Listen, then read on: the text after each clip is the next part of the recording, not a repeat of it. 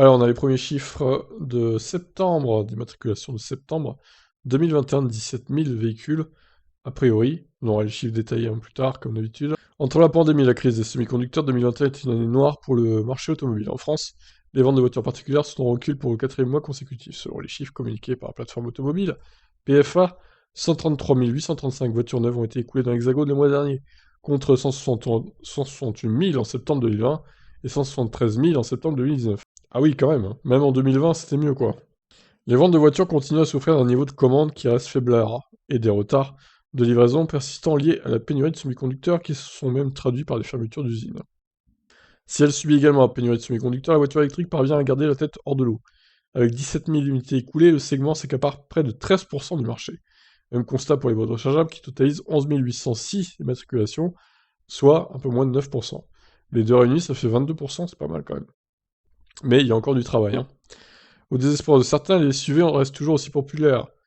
En septembre, ils ont représenté 43% des immatriculations de voitures neuves enregistrées en France. En matière de répartition, 44% des acheteurs optent pour une motorisation hybride, rechargeable compris.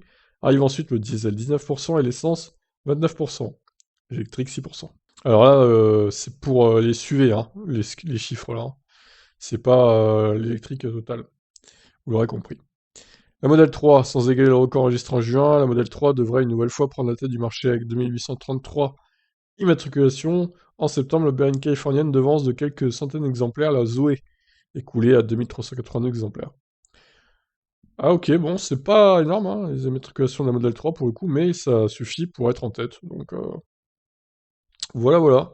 En tout cas, le marché automobile en net recul, hein, comme ils disent, par rapport aux 2 dernières années, même 2020, où quand même le Covid était plus violent que maintenant. Donc c'est un peu inquiétant pour la suite des événements. Voilà pour ces chiffres, on y reviendra en détail, on fera aussi les chiffres d'août que j'ai pas fait du coup au mois de septembre. On verra ça. Allez, je vous laisse, bye bye.